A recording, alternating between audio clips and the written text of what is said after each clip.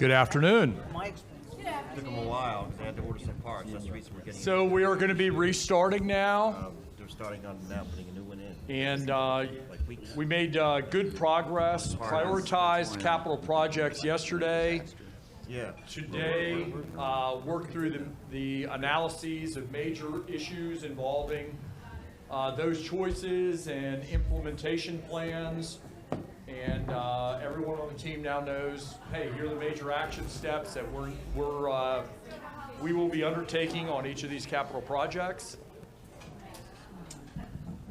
So moving to policies and programs. Okay, team. Let's go. Shoot talk.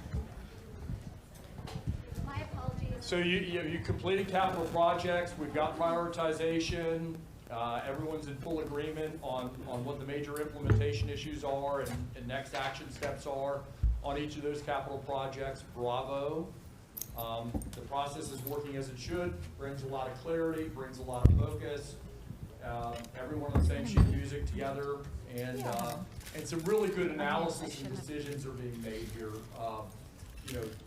as evidenced by your work on the capital projects this morning. So let's tackle next up.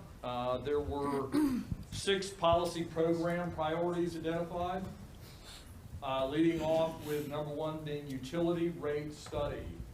So what would be the major implementation issues, key variables that we need to address on that? Good afternoon. That is already in process. It was actually, the RFP were received, and we are hoping that within the next couple of weeks or so, it will be awarded. Okay. If it already has not, I'm pretty sure. Thank you. It was just awarded. Latest update. So anything more in terms of analysis or action that needs to occur on this issue? Now, we will be having a preliminary meeting with them, and for the next 4 months or so. Super.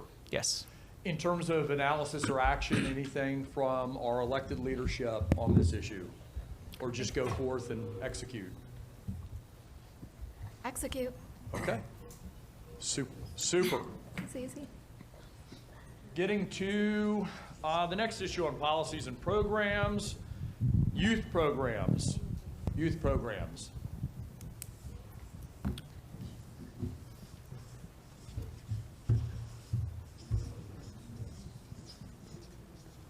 That wasn't one of ours, was it? Yeah, it was. God, I gotta go back. I don't remember. It's like a wonderful side by side. Oh. Get to see Growth high quality penmanship and then poor penmanship, That's why I'm here. So, Okay. thank you very much, Ms. Alvarez. Okay. That wasn't the camp programs, was that the education? So yesterday there was a discussion about youth programs, and I think maybe the focus was increasing our investment or expanding them or realizing new opportunities for youth programming. Is that? That was Is the that education programming, not the park programming, correct? Yes. Yes, that's number 2. Okay, Youth so who's the programs lead and on that? education.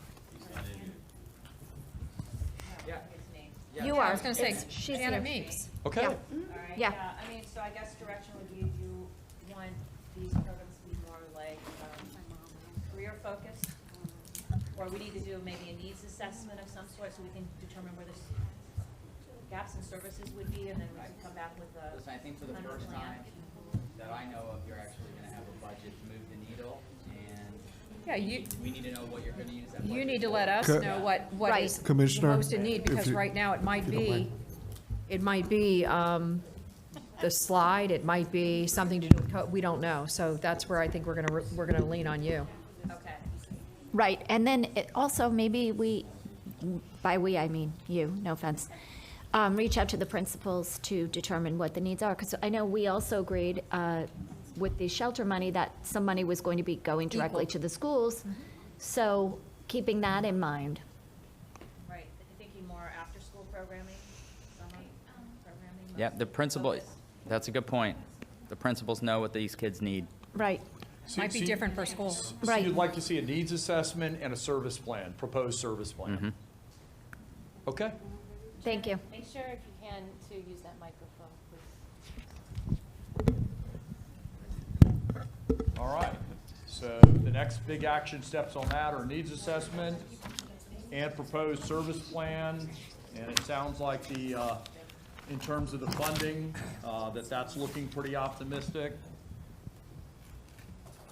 Anything else in terms of design, implementation, delivery issues involving the youth programs that interest or concern either our elected leadership or administrative leadership?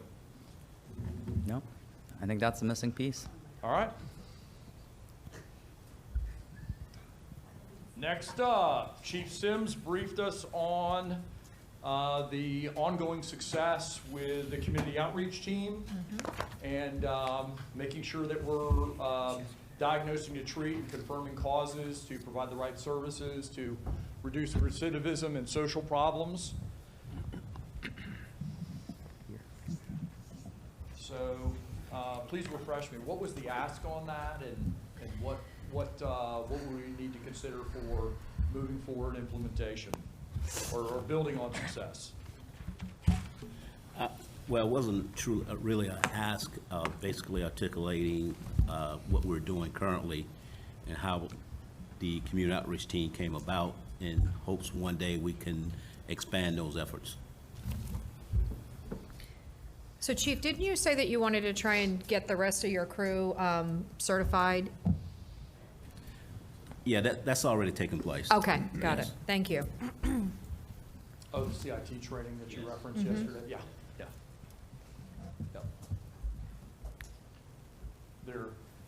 I know that was an informational update about the success of the current program. Is there anything Well, else? this is mainly, if not now, within the next year or so, trying to expand the program. So it's mainly a staffing issue moving forward. So maybe not this budget cycle fiscal year, but next fiscal year, yes. you'll be presenting a service plan and proposed budget to Yes.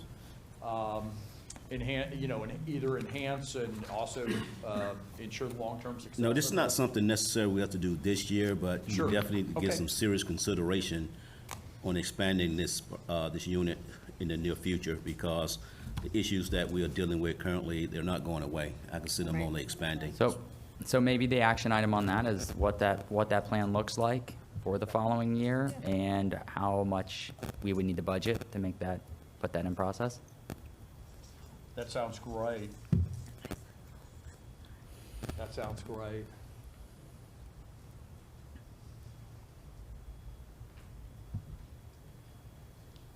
I think it ties in with your point about long-term budgeting and, yeah. Anything else on the community outreach team and proposed expansion for the following fiscal year? Super. Next up, West Atlantic Redevelopment District was number 5. We missed number 4, growth management. Good job, Madam Mayor. Yeah. Yes, number 4, growth management, keep Delray.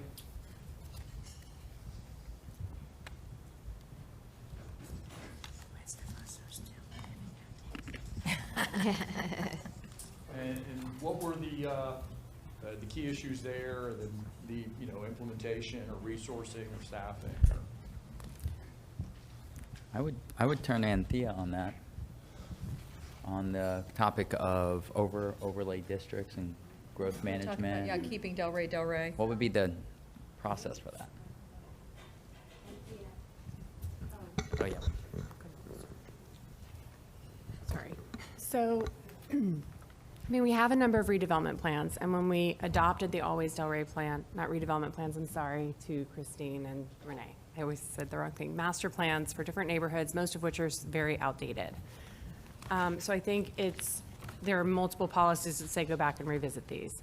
There are other initiatives that have come up, like whether accessory dwelling units are important here, whether different architectural standards, would be necessary over there. We know the lot sizes are not in sync with what our rules are for different neighborhoods. So I think it's a matter of kind of deciding where we were going to prioritize. And I think the first neighborhood we were going to look at, Renee and I have been talking last year. COVID took us off course a little bit, but the Northwest Southwest neighborhood, for the possibility of accessory dwelling units and things like that, that's another area where the lot sizes are smaller than what the zoning says. So I think what we would need to hear from you is what are the specific geographical areas that have the highest priority? Because the city's a big place.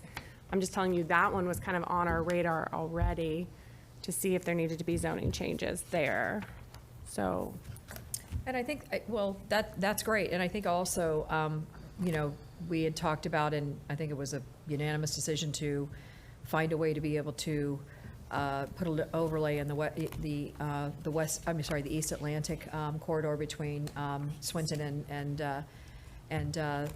at least the Federals, in order to be able to make sure that we don't lose that charm that seems to be a very appealing almost invitation to people coming from out of town. So I don't know where we are on that, but I think that that's another thing. thank you for bringing that one Yeah. up, because with the cuts that we had last year, I only had professional services dollars to do one project. Yep. And the one project that we have initiated with Richard J. Heisenbottle's firm is a historic research survey of Atlantic Avenue all the way from the federal highway to A1A. We did the whole strip because we have to know what to protect, what our priorities of protecting are, you know, before we, I'm sorry, I-95 to A1A. Thank you, because my gesture was far further west, right?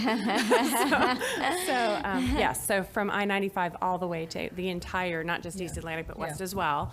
And then, so that's going to be sort of the first piece of data to move forward with that particular overlay, which is the highest priority. The other one where we've been talking about these lot sizes and the waivers and the redevelopment pressure the eastern neighborhoods are facing. And when I say eastern, I mean east of 95. So, you know, like Renee and I had started talking about northwest, southwest. So kind of going together on some strategies there to forward both the city and the CRA's efforts. But if there's any other areas we should be looking at, please. And could I just throw in, even though this is, it has more to do, I think, with the trees, but the Palm Trail overlay, which I think has been talked about for years.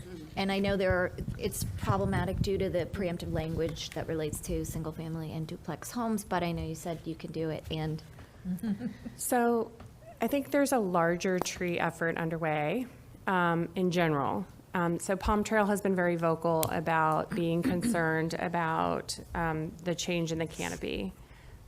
We have audited, so there's a couple things going on at once. The first is that, I don't know if Kent is still here because I can't see down the line.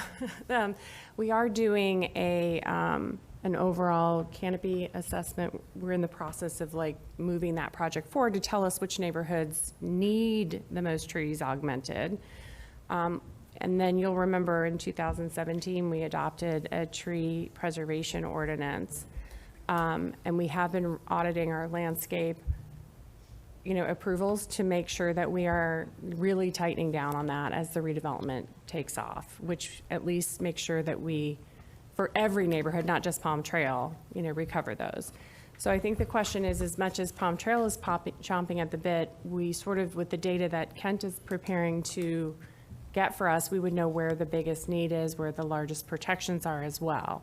can I ask a question? You said a canopy assessment. We did that. Are you meaning we're doing a tree inventory? Right. Okay, Yes, I'm thank sorry, you. inventory. No, I just wanted to make sure Because we I did was. the canopy, which told us the Correct. percentage of coverage, and now he's Yes. taking it to another level of I like that. refinement. Thank you, Ken. I'm also And thank you looking for your and work seeing on if I can the make sure I'm low-wake getting this zone, right. too. We passed that resolution the other night. Thank you. So I don't know whether we're going to go based on most dire needs of infill or things like that. I know Palm Trail is very interested in what Right, they but want not to most see. needy. But if we bring all these forward in the CIP, which, we can put one for them in, the question is whether, where do we start? And so I, in my opinion, some of what Kent is spearheading is going to help us know that. Okay, thank you. Is there anything more you need from us, or are you're pretty much? No, I mean, between Atlantic Avenue and the Northwest Southwest, I guess, Palm Trail, some of the eastern neighborhoods, if there's any other area that you're particularly concerned about, it doesn't hurt to hear them, and then we can put them on the list. I think Palm Trail is just unique in that when you talk about the canopy or tree study, they're looking for an overlay to protect their trees, whereas a lot of our other communities that are in need are looking for. Adding. Adding trees. So I think that's unique, and it's something that maybe could be duplicated, let's say, on Swinton, right? That, I mean, I'm sure the community would look for something similar on Swinton. So I think that's a good one to, to look into for a tree preserving overlay, Yeah. that we can expand to other areas, because Right. we're planting a ton of trees, but some would say that we could do a better job of protecting some of the mature trees. Just kind of connecting to the next one on that list, which is the West Atlantic Redevelopment Plan, is the growth management for the Northwest Southwest and how that could be, better zoned. One of the, things that comes up is in some parts of our community, it's zoned where you take a duplex down, you have to put a single family up, and in the Northwest Southwest, that's not really what the community is looking for. They actually want to embrace the duplexes or embrace the, what do they call that, the second home or the mother-in-law suite, right? ADU. Yeah, it does need a better, It's a better good, name. additional That's dwelling good, unit. yes. So I think our zoning doesn't really align to that, though, right now in the Northwest Southwest, and I think it's restrictive, and in some ways it even leads to gentrification. So that would be, we have the Atlantic Avenue overlay, and that's really for, commercial on Atlantic, and then having a, a residential overlay, and then a possible tree preservation overlay. We got 3 different ones, and I think that's important for us to move forward on all 3 of those. I agree.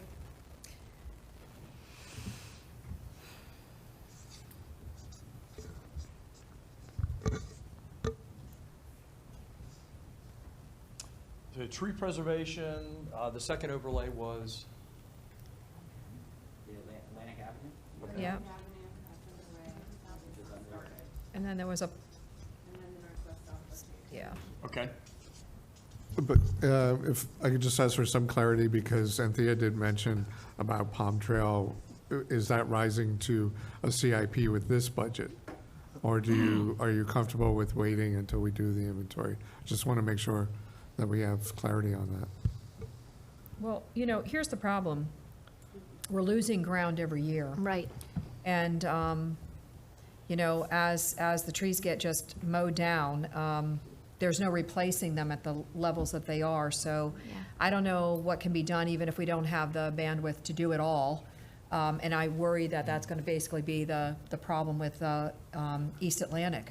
It's going to happen, and we're not going to have anything that's going to protect it, and we're just going down that path, and all of a sudden, we're there And it's before we can even stop Another it. thing we've been talking about for years, right? I mean, Well, the only way I'd be interested in not putting it in this CIP, if we could put something in place for the next year that says, and staff will be able to help with this, but sometimes we go, hey, we have something in motion, so. moratorium Well, on cutting trees. Yes, Can we put a something like that. moratorium on cutting trees in that area?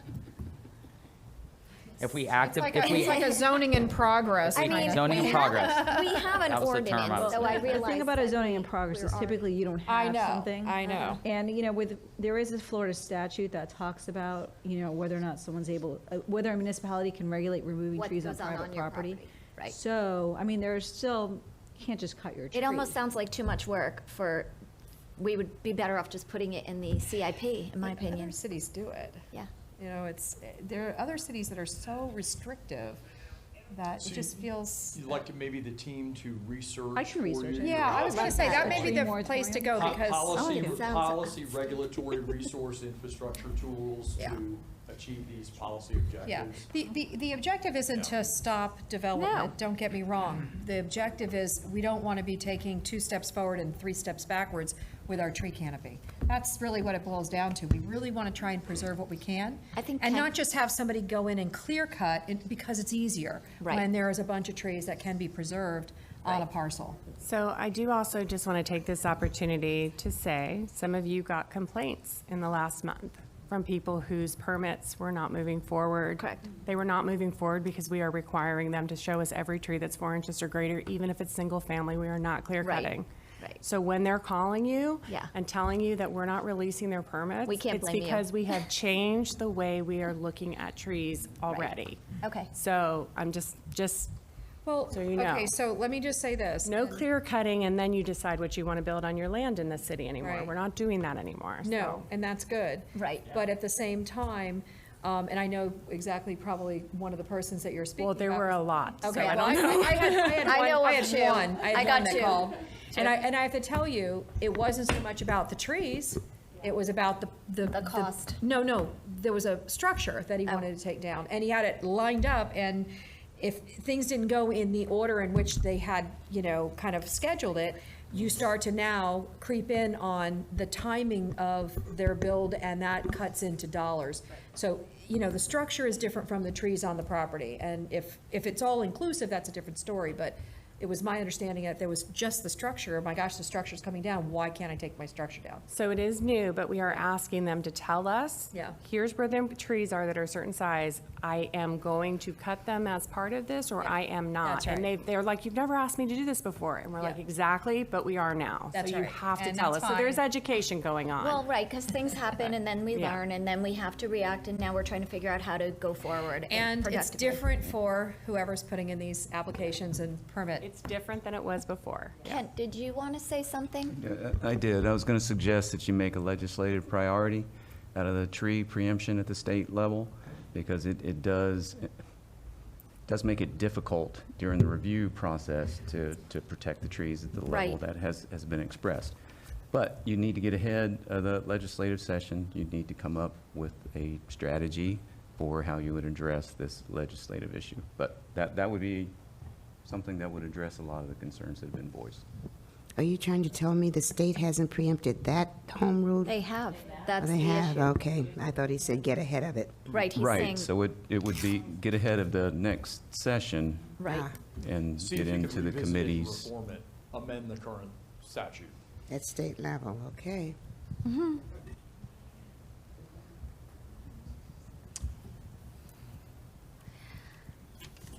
Anything else on the game plan for growth management?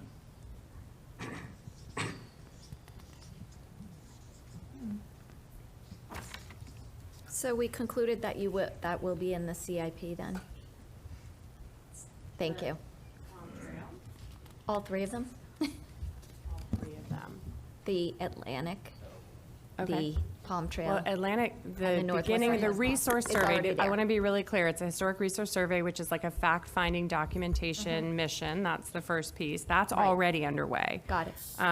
And then, so here's the way that works, is it's not necessarily a CIP item when they're planning things, there's a professional services dollar amount that my budget brings in, which, probably gave John heartburn and might have to adjust.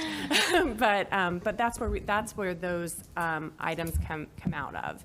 Although, if we're doing something with ADUs, certainly Renee has already offered to be a partner with that, so. We actually put that into our budget already for this year, so we have the funds. It's just a matter of coordinating. with staff. Coordinating. Thank and- you. And picking up whatever else needs to be looked at with Yes. ADUs there. Great, Great, thank you. we're good. Good. All right, sounds great. We can now conclude the analysis and identifications of major action steps in order to achieve the objectives on growth management. So moving to the next policy programmatic priority was economic development. And I think where you all left it is you wanted a workshop on it. Yeah. And, Wait, was it workshopping it? August workshop, but I That's think, right, I think there okay. was clear direction to to establish a plan and to, address some of the things that we can do easily first. And Sarah's already starting that, and obviously we'll work with the CRA and. Sounds good. So, Thank you. Yeah, so once there's research and recommendations come to the board during a workshop to say, here's what we'd like to achieve on economic development, so you can analyze it and make decisions. Anything else on economic development? Right. Okay, moving to our third category, which We missed one though, West Atlantic redevelopment plan, and I know we didn't have that on there because I think that there was some question as to whether or not we were gonna I wanted revisit to it, remember? look at And it last so, night. Right. Just Yeah, it's just number quickly. 5. I had asked to go back and look at the analysis in the back of the Yeah, plan. some of the low-hanging fruit we To were take talking the about. 0 to 3, but one of the conclusion I came away with is most of this is CRA stuff. There's a lot of city/CRA, but I think when I look through it, we're doing almost all of it except for the equity education with staff. So that's why I actually thought that 0 to 3, I'm like, one, we're doing a bunch of it, right? Especially from the CRA side. That the zoning part was important, then looking at the northwest, southwest neighborhoods and make sure we have the proper, zoning. But then the last thing was the training, and the training involves our people, right? Right. It includes our staff or our police or our fire, and I just want to make sure that we are an organization that is prioritizing that type of training. Aren't we doing that to a certain degree? I mean, I think that the police department, haven't you picked up on the equity training portion? I thought somebody, Yeah, we are doing it, and trying to put in a budget now to do another section of Yeah. it as well. Well, I I have it think in the I think it's budget, really just, important and pressing to do it. the issue is Yeah. now that the company is not doing in-person trainings right now. It all changed after COVID. Right, I know. so, once they do that again, we're gonna Yep. be hosting one of those trainings as Right. well. So I just want to make sure. Let me please step in, please. I actually have directed Dwayne through HR, because that's the appropriate place for this, to include that in the upcoming budget request for next year. And I know that Renee and I have spoken in the past of some kind of cost share on that as well, because they want to also expand that. Yeah. So that's basically what will be before you. Perfect. Sorry, That's, Chief. that's great, and I just want to put out there that, usually the way these trainings are done is that they're paid for by an organization. Half of the seats, maybe 75% of the seats are taken by that organization for their employees, for their team members, and then usually a portion they open up to the community if they want to go through the course, because normally it's about $150, $200 for someone to go through a course like this. And I hope that our city and our CRA will be able to take a similar model where we're using most of the seats for our team members to go through these type of trainings, but that we also open up to the community, because it is kind of the model for these REI trainings or similar trainings. Yeah. It's just kind of something that everyone does, Right. And if I can also, and I know that this is something that probably has already been revisited, I went to one, it was a 2-day, it was REI, I believe it was. 2 women came from out of, I think, maybe Atlanta, and came down and did it, and they were amazing. Learned so much. I enjoyed a second time of training, was more localized. It was absolutely ineffective for me when I was looking at it, just didn't have that same impact. I think that first type of training is so impactful, and it's really, really important, because it does show you exactly what's going on. The second one was not. It didn't really grab you. So I would tell you, make sure that we get Yeah, the type of training that really makes a difference. yeah, Mayor, and that's the one we're looking at, the first one that Fantastic. you've attended. I know we had talked to some other commissioners about that, but as soon as we are able to get them down here on campus, we'll be rolling that out. Perfect. And by the way, and I agree with Commissioner Boylston about having some spots available, but let's just say that we really want to get our, workforce trained first. It's okay to invite the public as well. They do allow for that outside circle of people to watch and take note. It's not as effective when you're not involved. But, again, I like the idea of opening it up, but if we're not able to get our own train, that's not good either, so. Just a reminder, the outside circle is only for alumni. Oh, that's right. Right. That's right. I'm sorry, you're right. That was the invite. I apologize, yeah, okay. Well, whatever you think I is think what proper. we could do is, when we're requesting that information from the firm, we can get a few different kind of schedules or different tiers, and see how much we can really, put forth in the budget to get approved. Different options. Can I just add one thing in there about that? So I know we looked at the REI, and even with the in-person training, it's still limited in the amount of people. And I know there's so many city staff, there's CRA, there's police, fire. So, we looked at the author series that we did as kind of like a pilot that will continue.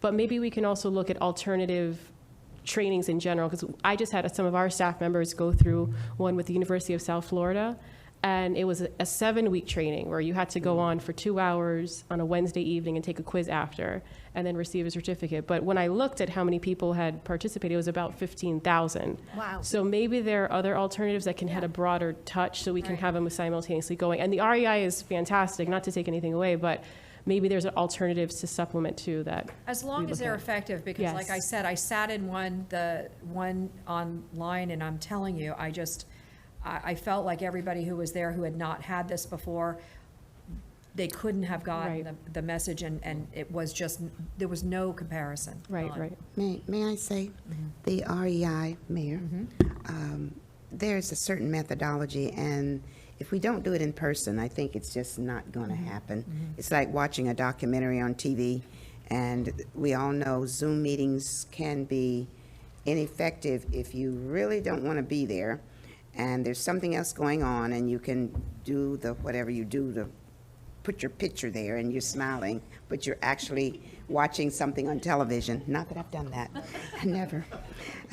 So don't know how long COVID's going to restrict them. It also depends on the team. There are several teams they have, and I think I had the best team. I will have to ask which one you had. If we could wait, and even though we want to do it now, it would be a waste of our money if we did it any other way. Well, we can keep promoting probably these alternative ones. Whenever we come across things, we try and push it out on social media and newsletters if we find it interesting. I mean, we maybe even pushed out the University of South Florida, because I believe it came from League of Cities. I don't want to quote it, but it came from one of the organizations for the state. And you benefited from that and enjoyed it? Yeah, I thought it was great. They had speakers. It was a very broad. Might be easier for our employees to do 2 hours once a week versus That's a long 2 time, days. Commissioner. 7 weeks on a Wednesday, that's a big, Well, just maybe not that, but just maybe there's alternatives that. Shorter I know version. we kind of look and we'll do we've done Thank surveys you. and staff of different ones, and if we don't like it, we don't even mention We'll it to our circle staff. back then. Yeah. Thank you so much. No problem. Yeah, so maybe the team will identify which one is the best instructional model to meet your objectives and realities, as a workforce. Anything else on West Atlantic redevelopment? I think that's it. Commissioner Boylston left, but I think that was his main issue. Okay, super. Moving on to the category from this morning, which was prioritization for ensuring optimal capacity of city government.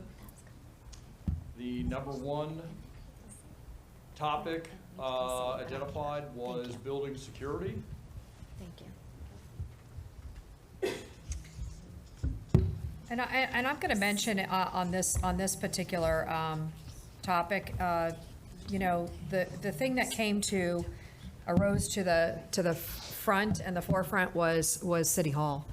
And even though I know that there's probably some ways to be able to, get some additional security in City Hall, we really need a new City Hall, and it just goes to how open and kind of almost out there we are. Again, I would have to say that I know that was probably number 5 on the list that we were talking about earlier, but we may want to look at it as something to just jointly go forward with and find out how the heck, Boynton Beach got theirs out of the ground and done in 18 months. So anyway, I just, instead of doing some major league reinvesting into an old, tired, obsolete building, I'd rather just jump in and get that building done, and then we would not have the security risks that we are currently dealing with. And by the way, we've come a long way from what, the days when Pauline Moody was in anybody's office upstairs at any given time, just sitting in there having conversations, and people. That's Miss Pauline. Miss Pauline Moody, and people literally sleeping in City Hall. So, our video showed people in robes. So anyway, Mayor, I will Mayor, say nothing more, but yes. Mayor, I would doubt if there's anybody here at this table who is upstairs now. I may be wrong, show of hands, who Who's upstairs? remembers Miss Pauline. Pauline Moody, I think everybody remembers Miss Pauline Moody, of course. Sure. We love her shirt. I doubt it. Of course. No, who? Hold their hands up. Put your hands up, whoever knows Miss Pauline Moody. Miss Pauline Moody. There you go. A whole bunch of people. Okay. Everybody knows Miss Pauline Moody. Okay. She's still around. So anyway, so that is really, it was this The right morning. long-term solution. Absolutely. I think it really rises to the very top, and it makes us have to kind of think about how quickly we can maybe get some things done. Sure, I think the chief had discussed some more short-term measures or solutions. Yep, which is great. Lieutenant Stevenson is going to be reaching out to Dwayne on Monday Yep. to set up a meet date to go over the already assessments that we've already gone. Great. And we'll go from there. Thank you. Yeah, I think we got some pretty clear direction about that safety rises to the forefront of this commission. And, we're going to look at what it would cost to get those panic buttons working instantly, just as quickly as possible. And then what it would cost for us to maybe get an officer at City Hall Monday through Friday, 8 to 5.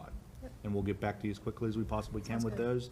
I think those are the kind of remedies you're talking about doing and getting them up and running as quickly as we can. And I would imagine that officer would be focused in the Planning and Zoning Department for the most part. Right. We already have coverage during our meetings, which we appreciate.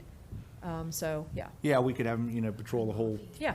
campus of City Hall right there, so back and forth, I think it would be good. So we'll get that up and running as quickly as we can to you. Sounds great. Super. Moving on to the next Code enforcement, consistent code enforcement, right? topic. I think Or it's what? IT. Oh, I'm sorry, IT, right. IT, which, you discussed during the capital project. That's right. Category 2. So, I would put these things in a little different category. We called the first one e-government, and that's how people interact with the city to conduct their business. We started to drift into what I call a digital city or a smart city, and I was just looking to see whether that was a desire, and it turned out it is. So, so I'll just continue to bring forward ideas like that Here. to Number 2 right there. get us there. so Oh, research sorry. and recommendations on. Like Commissioner Casal mentioned, well, what if we passed by a sign or a landmark and some information went on somebody's phone indicating some nearby events? That's something that can be implemented. That's beyond e-government Yeah. to me, and that's more into smart city territory. Yeah. That's the term that I more commonly utilize. Smart city, right. Yeah. ICM Alvarez talked about gathering data and utilizing data. That's falls under a smart city category. Yep. So that's how I would distinguish those two items. And when we go to building any of these new, obviously, great buildings that we're going to be doing, these buildings need to be smart as well. Everywhere that I'm going, all these different new buildings that are being built in different municipalities have smart, technology as part and parcel to the building itself. Anything else on that topic? Super. The consistent code compliance. Next is Efficiency, increase Yes. efficiency. Efficiency.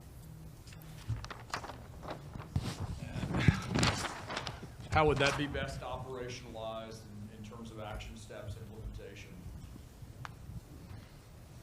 Well, I think that we all had talked about how it's really incorporated in almost everything that we're talking about doing, like, for instance, Smart City, the app, abilities, different things like that are going to create the efficiencies that we're going to need moving forward and desire moving forward. I think that just some of the things that we're doing are going to actually make for increased efficiency. Anyone else, either elected or administrative? I think if I could just piggyback on, what John was talking about, we really do have to look at the way our systems work internally. I mean, that's not a policy decision for you, but just a reminder to the team, because I think many things are complicated where they don't have to be. So, as we get better, we'll adjust accordingly. Make a comment? Sure. For efficiency on this item, I mean, all the comments have been correct, but I'd really encourage us to look at our energy and materials usage and incorporate into our SOPs and how we do business, one of the main guiding principles being how do we reduce our greenhouse gases by using less electricity, less gas, and that kind of thing too. May I say something here? We talk a good game about, or I do anyway, I try to, climate control, good business, good building practices, but consistently we are allowing developers to come in and we don't even mention it. We don't say, well, what's your building going to be like? Is it futuristic with our LED leads? Mm-hmm. We don't do that.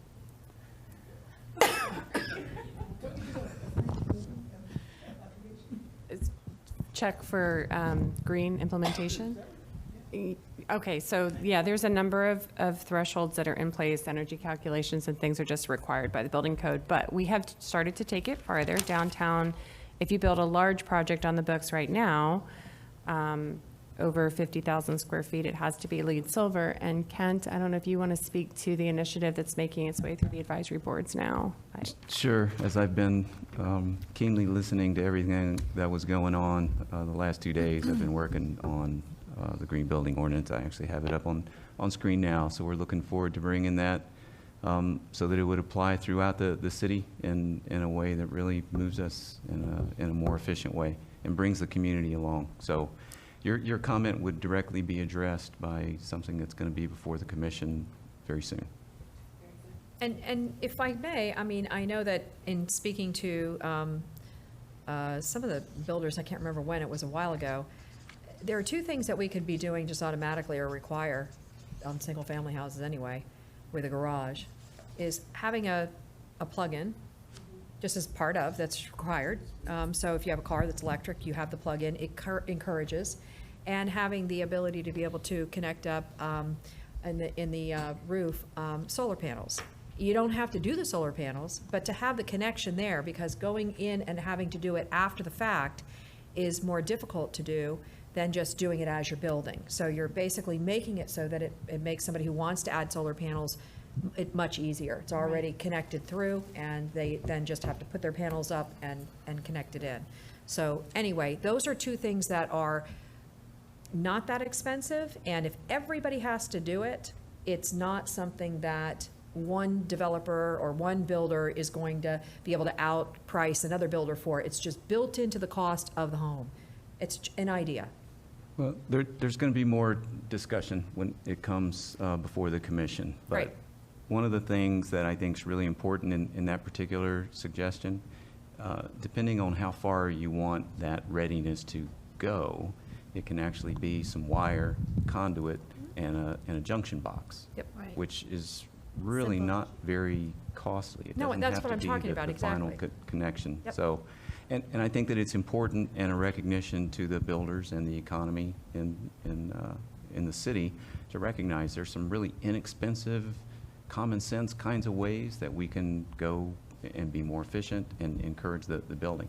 There's a lot more expensive kinds, but that's where incorporating a LEED or other kind of green certification or an equivalent can work, and let people pick out which ones work for them, whether it's landscaping or additional water retention or more trees being planted or more efficient glass or solar panels. You know, there's just Right. a whole array. Absolutely. So, Very good.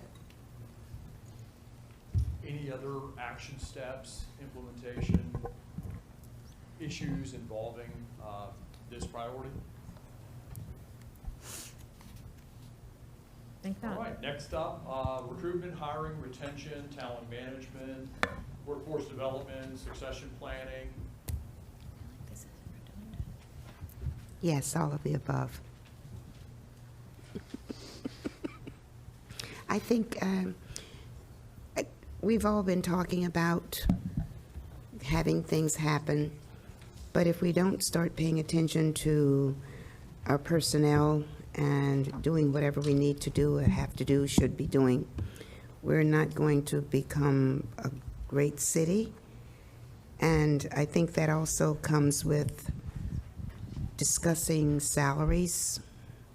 You can't retain, you can't hire, you can't retain if you don't want to pay. And if we're not going to make that commitment, we shouldn't talk about it. We all know that each department is in need of additional personnel. And I don't even really want to know how many each department would like to have. We know we'll never have enough, but we should at least have enough to maintain. And if I'm hearing something hasn't been done in 10 years, something hasn't been done in 20 years, I'm afraid to know how far back, how deficient we are in personnel. I know our attorney's office is in great need. Our planning department is way behind, not just in technology, but in people to do the paper pushing. So I almost put that in front of my city hall, but if we hire more people, where are we going to put them? So. So I was going to go ahead and address some of these things for the recruitment and retention, the talent management umbrella, so to speak. Like I had mentioned yesterday, there's many things that we are looking at doing, but one of the biggest things, and I think Commissioner Johnson hit on it, and it's been talked about with the other commissioners throughout the course of time, is we're in dire need of a compensation study. We haven't had one done since 2016. The Society of Human Resource Management recommends every 3 to 4 years. And I'm happy to report that I put that in the budget for this coming year. I think that's the best start that we can possibly do in analyzing all the salaries for the general employees. Once we get a real view of the analytics of where we're at compared to other agencies within our demographics, we'll have a real good understanding of where we're at in compensation as far as pay is concerned. From there, there's some other opportunities that I had talked about that I think we're going to look at, such as extending the military service and government buyback for the pension program. Our municipality allows up to 3 years now. There's some others that are looking at doing 6 to 10 years. And that's all can be funded from the employee's 457 account or 401k account that they have. So there's some other opportunities that we have, but I think the biggest one right now for us is the compensation study of our general employees, and that's huge. We kicked the can down the road last year, but I think that that's something that will really let us know where we're at as far as moving forward. And then there's some other, HR's ever changing. I talked about yesterday performance evaluations. We're going to do some benchmarking with some other municipalities to see if our performance evaluation system needs to be revamped or maybe just revisited or, gone away from. So, but definitely for me, the compensation study is really where we need to start. Agreed.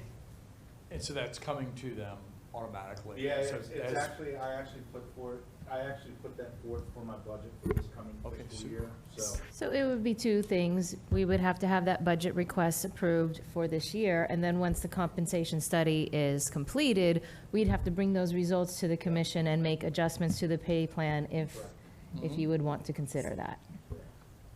Okay, so, yeah, action steps would be, fund the study and review results.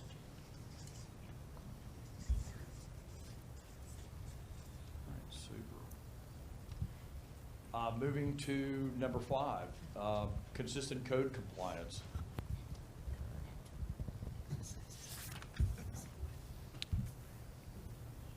Well, I'll get Sammy, I think started. that's you. Yeah, I'll get started by saying, I know that for us, the automation of our process is going to be key. However, that's out, and that implementation is going to take a while. In addition to what I mentioned earlier today, as far as us going back to a more normalized schedule, We've recently named a lead code officer through a competitive process. It's an internal promotion for one of our guys. So that will put a person on the ground with our officers, working closely with them to make sure that there's a higher level of accountability in the neighborhoods. And we've moved to a monthly quadrant schedule, which is a more systematic way of officers going through their zone. But in addition to that, I would mention that there would be some resource wants for us as far as at least one additional officer that would round off, in our opinion, our ability to cover the city in a more effective way, and a couple of internal staff that would help us in the process. So those would be my comments on potentially making sure we beef that up in terms of our overall coverage. Do you have any open positions, or are they all filled and you would have to create new positions? We do have one open position that's been continuous, and we are going to schedule out interviews for that as soon as we can. One of the challenges, and it was a part of the conversation earlier, we've had candidates ready to hire, and on at least about 3 or 4 occasions over the last several months, they've been selected. They've taken jobs in other cities, and we think it's primarily due to the base wage for that position. And we know that we can go up a certain percentage as far as offering, and we've done that in a couple of cases where we had a very qualified candidate, and we bumped it up beyond the starting wage, and they still went to another city that was able to be a little bit more competitive than us as far as salary is concerned. So I think that it just goes to exactly what Dwayne was just talking Right. about. You know, we've got to go back and take a look at that. There's only so much, you know, obviously room that you have, and if we can't attract somebody to be able to fill even open positions, Sure. it needs to be evaluated or reevaluated, because we don't want to be losing great people to other cities when we're in need of these exact people, so.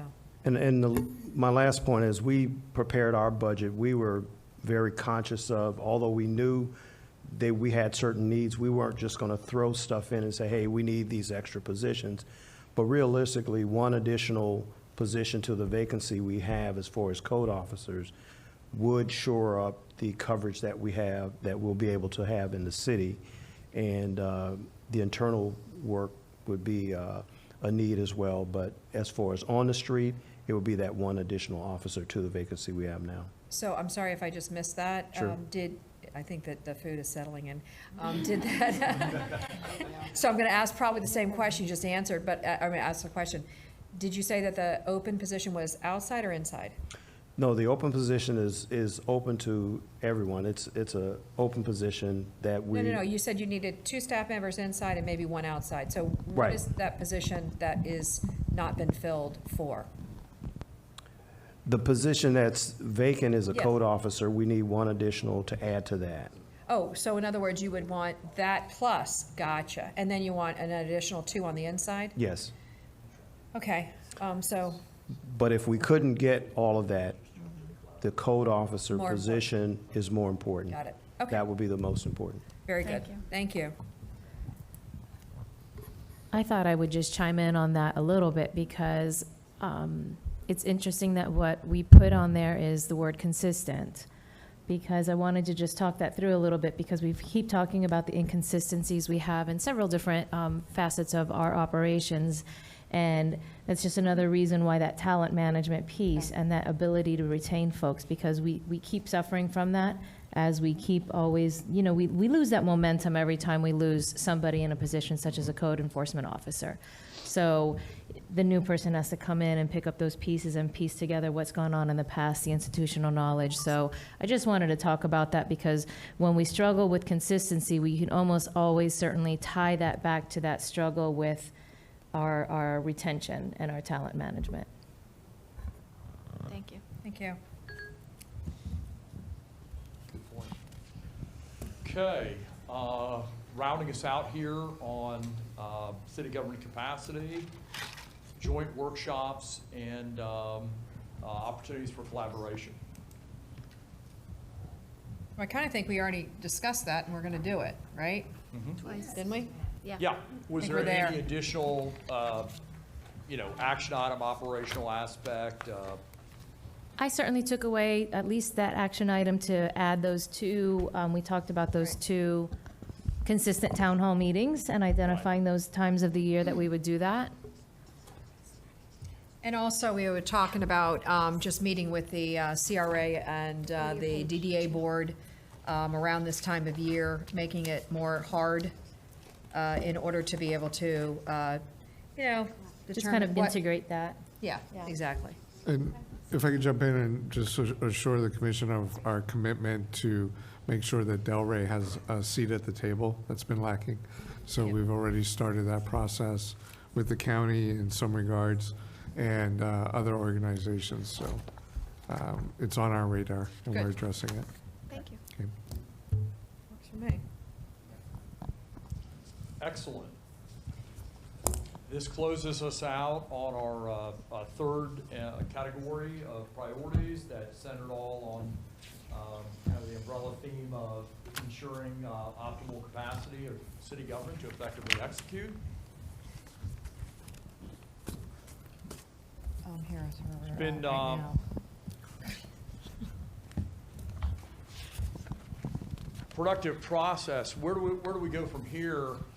I'll take back everything. That's the reason why I'm keeping a pad too, is, and then integrate all of this, all the elements that you've participated in, supported, and ensured the success of the research phase, the the confirmation selection of objectives, and then the, major action steps or, brief summaries of action plans on each of those objectives, put that all together and into one document for you that then allows you to measure progress, manage, resource, support, and ensure that those objectives are actually realized. If there was one big takeaway from this, I definitely could tell that the entire team here, administrative and elected, are deeply committed to seeing these priorities achieved and seeing these projects and these policies and these positive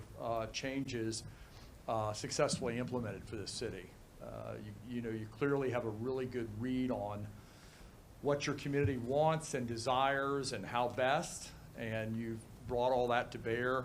It's been excellent communication and coordination and resolution of issues and analysis of issues, and some important decisions even just reached within this forum, in this venue. So I commend all of you for that.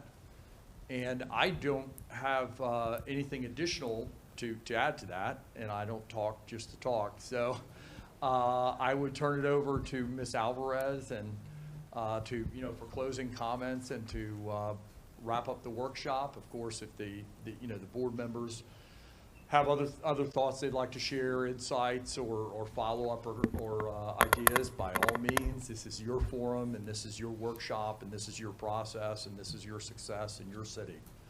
So. Thank you. I said, don't get excited. What's that? Yeah, it's right.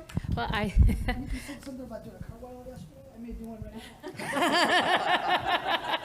So you don't understand, I'm joking. the He's the only one that came deputy in with a vice medical mayor is definitely very excited about ending early. Julian just said Shabbat came early. That's about it. No, he pulled me aside yesterday and he said, if just the two of us were running this thing would be done by noon. And I said, yeah, You got that right. but So, no. I it was did an want to excellent- honor- Doctor's note for today. It was, I can't Don't commend you, pack I up, don't cannot pack commend you all enough. Excellent deliberations, valuable discussions. You identified all the key issues. All the ingredients for success are present here. The city has so much going for it. It's a very special place. And I'm especially grateful to play a very small role in that ongoing, continuing success as you continue this journey forward to realize everything that you want, who you can be and what you can be as one of America's best cities. Well, I don't think we should pack up just yet because Commissioner Boylston, I know you expressed a desire to have a little bit further discussion regarding the potential for a GO bond. And I did commit to you that we wouldn't leave today without that discussion, so. Well, and if, like, right now I'd have to go back to work, right? If we can just go a little bit longer. But no, really, if there was anything to be added to that conversation, I just really want to make sure that all of us understand the different funding options out there. If you could go through those numbers, just again, you said you had already run, 100, 150, 200. Maybe I should write and some then- of this down as we. And then maybe just an overview of what that process looks like. Oh, well, I got no caught- cartwheels. I got caught at 2:58. No, Commissioner, how slow do I have to go so you don't have to go back to work? How slow? I'll start at just kind of running through the numbers real quickly. I think Ms. Alvarez is going to jot them down. A 30-year, and these are for 30 years because it gets to be, unaffordable at any time, less than that. Right. A $50 million bond issue for projects would require a debt service payment of about $2.6 million. And at our current millage rate for next year, and let me just reiterate, we did get our June 1st numbers for next year, taxable values, and the city's taxable values went up 4.95% for next year. And so 1 mil next year will bring in about $12.5 million per mil. And, we're at 6.6611 mils, so, you can do the math on that. But the millage next year would require a 0.21 millage on the $50 million for 30 years. And that would be an increased value of $42 for a home with a $200,000 taxable value, 42 additional dollars. $100 million for 30 years would require a debt service payment of about $5.3 million. That would require a debt service millage rate of 0.42, and that would be $84 for a home with a taxable value of $200,000. Okay, so slow down just a second. What was that? What was the amount on that one, the 53? The debt service payment would be 5.3 million. No, of what was the original figure? Oh, I'm sorry. Thank 100 you very million. much. Got it. Debt service payment of 5.3, a millage of 0.42, and an $84 increase in taxes, ad valorem taxes for a home of $200,000 taxable value. A $150 million project for 30 years would require a debt service payment of about $7.9 million. That would require a 0.63 millage rate, and a home with a $200,000 value would be $126. $200 million for 30 years would be about $10.5 million in a debt service payment. A millage rate of 0.85, and the increased ad valorem for a $200,000 home would be about $170. Currently, right now, in the current year, our debt service millage is 0.1886. That's our current millage in the current fiscal year. 0.1886, Yeah, yes. 0.1886. 0.18. As I mentioned before, our last debt service payment would be due on February 1st of 2024. Right now, we're paying about $2.1 million to pay off the 2 GO bonds that we have outstanding. The last debt service payment would be in fiscal year '24. The last payment would be due on February 1st of 2024. So from a timing standpoint, again, if you don't want to overlap those, where you want the current debt service payments to end and then the new one to pick up, so you're not kind of lapping on, then you would have to look at that timing. If you wanted to do it earlier, you could do something what's called capitalized interest. I don't know if anybody's ever heard of that, but you could borrow the money, and you could borrow additional money to pay the debt service payments through the time until you start paying the principal payments. So for example, if we wanted to borrow the money, say in '23, we could capitalize the interest. We'd have to borrow more than 200 million, but then we would take that money, set it aside, and pay the interest payments through the period of time until we start paying the principal and interest payments. So that's an option. It's an expensive option because you're paying interest on the interest that you borrowed to pay the interest. So it's an expense, but it is an option if you wanted to do it a little bit earlier as opposed to waiting to issue the money and have the bonds issued in 23, 24. The timing also would require, a GO bond would require a referendum, and the city attorney would draft an ordinance, and it would go on the ballot. I think your options probably are in the November 2022 election. I believe the city commission here has an election in March of '23, and then you could also require a special election. I think Kateri could tell you probably, I don't know what that would be, but you're probably looking somewhere between 50,000 and 100,000, I would assume. 125,000 to do a special election. So I think that's kind of your options there. I'd be happy to answer any questions if I've missed something. Thank you. I mean, in terms of what I want.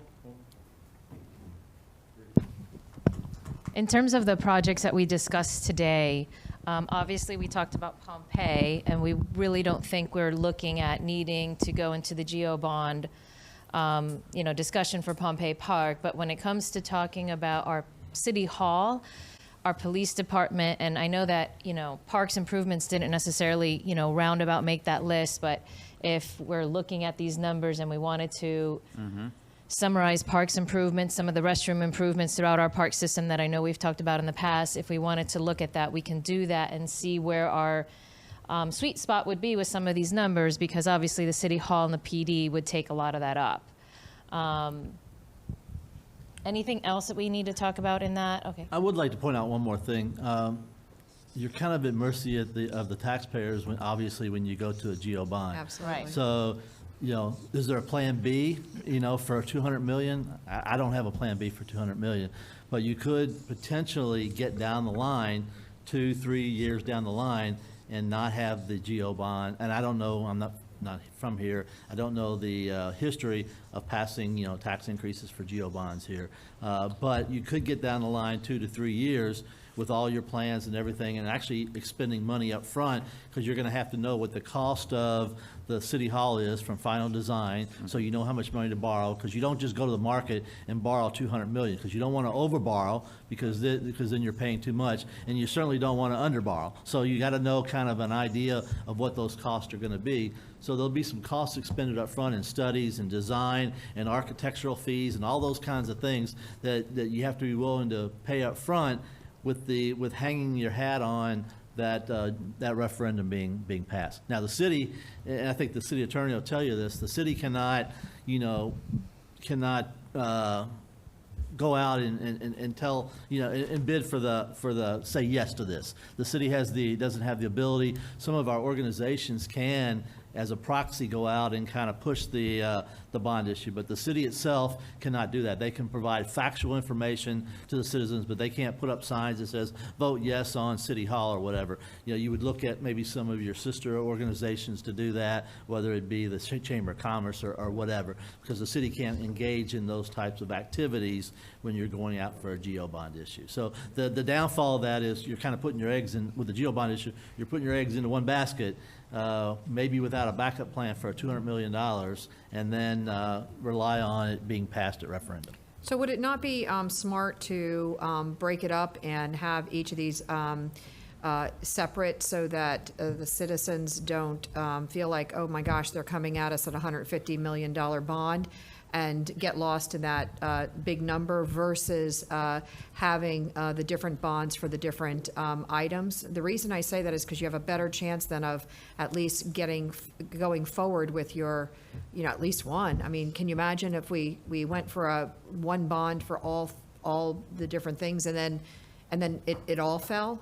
Do you see what I'm saying? I do, and you think about this from a philosophical situation, there'll be some people out there who will be willing to to vote yes for a city hall, but maybe no for a police station. Right. So, but if you do it together, then, then you're kind of bringing all the ones that are for each one, bringing them together at one election to vote for it. Okay. If you do it separately, then one of those has the potential to be voted down. Right. But again, there's the risk of it all being voted down because, Right. it's Because it's just too a big. risk I just think we need to. Yeah, and I've seen, just doing some research, best practices to kind of bundle it together and have a little infrastructure, have a little parks always, right? Parks, I feel like, are always, thrown into the bunch, right? And we have a real opportunity with the police station being right on Atlantic, with a parking garage, right? With a linear park out front, right? That's a good sell. Then an improvement on all our key parks, and then, of course, our city hall, and really putting out the message there that we aren't overbuilding, our city hall. We are building what's right for that land. Commissioner, I think bundling that, because you're getting the people who are for those who will come out to vote, whether they want a police station, a city hall, or a park. Yeah, So and- you're getting those voters to come out And and what's say yes. interesting is I'm just looking at the timing all this. We have the 20, whether we do the 22 election or 23 election, it'd probably all line up to our debt service being done for 2024. And I know maybe we'd want it to move a year quicker than that, but it can't move 2 years quicker than that. It's just not possible. So it No, kind but of- just like John Legge was just saying, I mean, part of that can be some of that preliminary PD&E Yeah. work, or including in the CIP, not even for next year or I halfway really through feel like next it lines year. up really well. Yeah. Yeah. I mean, we're almost done with our debt service, to be honest with you. So And let me ask another question about that. So let's just say we swing and we miss in 2022. Can we go for 2023 again? Yeah, And, absolutely. a second go round? I mean, is that possible? Sure. All right. See, I would just go for 2022 because Okay. if something doesn't happen right or whatever, and we didn't get the right Yeah. message out or whatever, it gives us another opportunity. So you right- mean right the behind it. November 2022 Yeah. general election? I And would. so that's one of the other questions I would have, because that's quicker than we think around the corner, right? So, John, would we need to hire any kind of consultant, bond counsel, anything that we need to include in our budget to start now to work on that language, to work on packaging the bond, and whether it's one or two questions, et cetera, some of those details? And getting those figures, I mean, that's the most important thing that is going to be very difficult, is the tight schedule between now and then to know what we need. Like you said, we don't want to go too big, we don't want to go too small. We need to have it just right.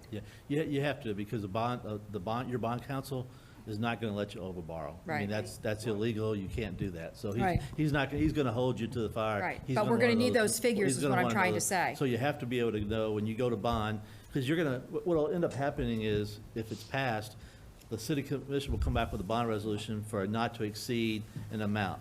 We'll come back and say, we want to issue a bond, and that's what the referendum will say. We'll issue a bond not to exceed $200 million.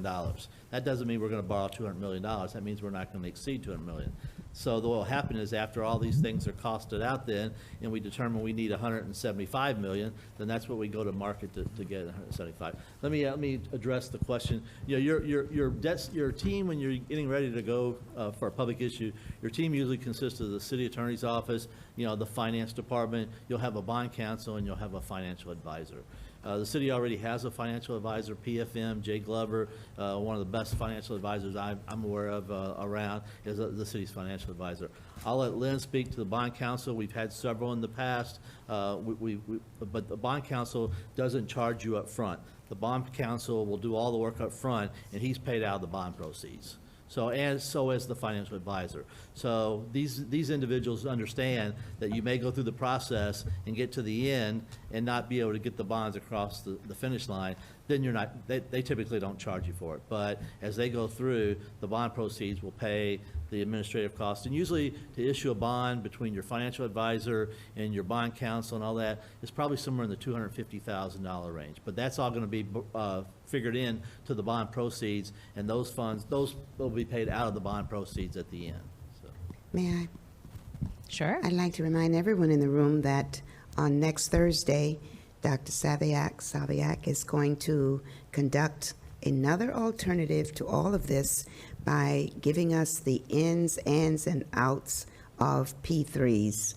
Now, as the city of Delray Beach has consistently done, we don't think outside the box. This is an opportunity for everyone to be educated about alternative funding, financing, getting projects completed. So before we go off on the deep end of going the regular old down the road with GOs and revenue bonds, et cetera, let's maybe contemplate another way of doing things. Yeah, I would just jump in there. I think we are. So we're looking at eventually our tennis stadium, right, is probably a good concept for a P3, Sure. Yeah. right on Atlantic Avenue. And then we have the golf, which we're sitting here today, which we've already talked about moving forward with exploring a P3. So I think we got a good mix of. We also could include the City Hall as a P3, properly designed. That's a possibility. I don't think we should even say what is and what isn't I think until we complete the entire, how can we get funds and for what projects? And I think we didn't talk about it, Chief Tommy, but someone said something about fire funds, grants, whatever, for the firehouses. We didn't prioritize it. I apologize. I think it should be up there. So, and the training facility. I just think there's all kind of money out there. And before we start giving $200 and $300 to a bond counselor to go out and get bonds for us, we should investigate every opportunity for free money, other people's money, and other alternatives of bringing our projects in and not having them be one project at a time. We are running out of time, and so there's money that the CRA could probably somehow help us with, because we are in CRA districts, which also are opportunity zones.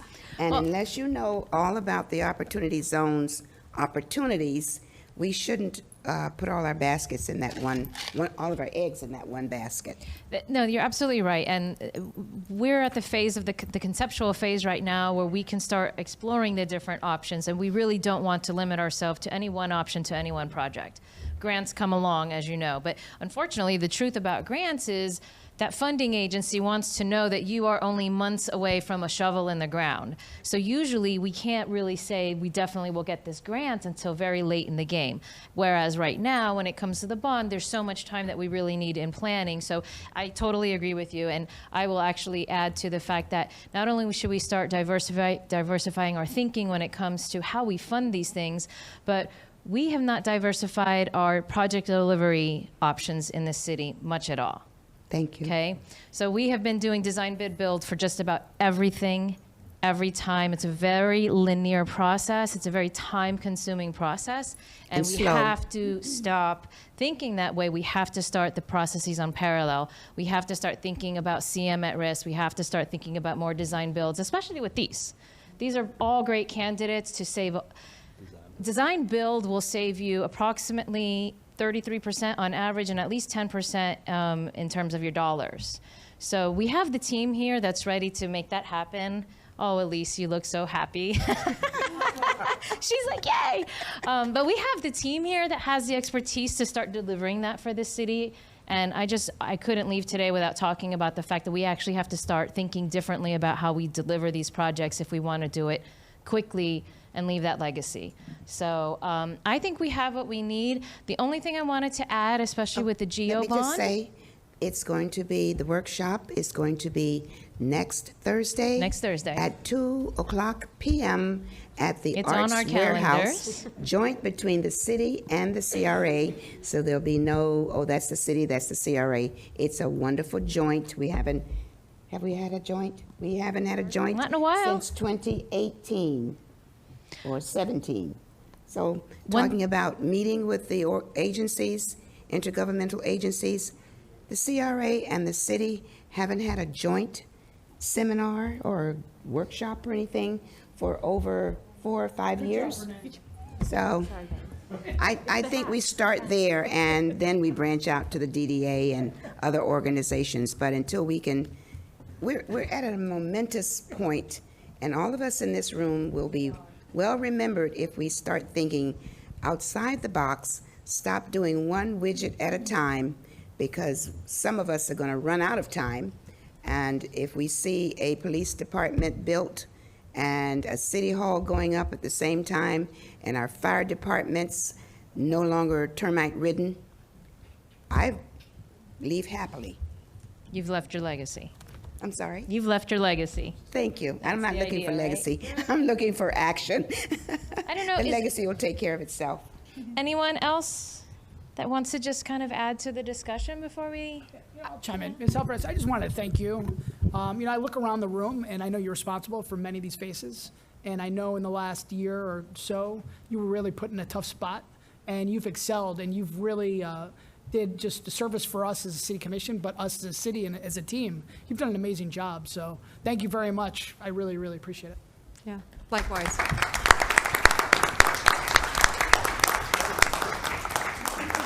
Bad fashion. I got out of hiding from my corner, and now I'm embarrassed. No, thank you. That's very kind of you. But I mean, look at this team. Yeah. I mean, they're just so stellar. They're working tremendously hard every day. And the one thing I can share with you very, truthfully, very bluntly, I can tell you I've been here 3.5 years. And 3.5 years ago, when I arrived to this city, I just couldn't believe how difficult it was to work across departments with one another. It was so challenging. It was so difficult. And I can honestly say, I look at every department director, every ELT member here today, and they are jumping at the task when another department needs assistance. No matter what it is, it could be something not even close to their wheelhouse, and they're jumping in, they're taking care of things. Before, we had a water main break, and before I could even ask the question, Sam has set up water distribution. I don't have to even ask for that anymore. He wants to see what he can do for utilities. And so that's the kind of team we have. I really want to leave this on such a great note, positive note, and I think that the collaboration and the unification that we've demonstrated over these past 2 days as both administratively and elected officials, I think we all should be really proud of what we've done, so. Yeah, agreed. Can we just thank the tech teams that are Yeah, here, let's Darian thank and s- let's Valerie thank from some Prime people. Star, and got Jennifer and Sean back there from IT. We have our Missy AV and team. Sam for helping with the IT. logistics of getting this set up. Really appreciate it. The golf club, obviously, Sam, Dolores Rangel, Yeah. she couldn't She make it wasn't here today, today. but Dolores was critical. Brenda from our staff, Duncan took care of a whole lot of this when I was out of commission for a few days. And of course, Dr. Saviak. Yes, thank you. Did I forget anyone? Oh, And so that was the and team. the staff here too. They did a great job of, getting everything ready, and certainly the food was great, so. And I just can't emphasize enough, all of the ingredients for success are here. All the predictors of success are present. Seize the moment. Yep, thank you.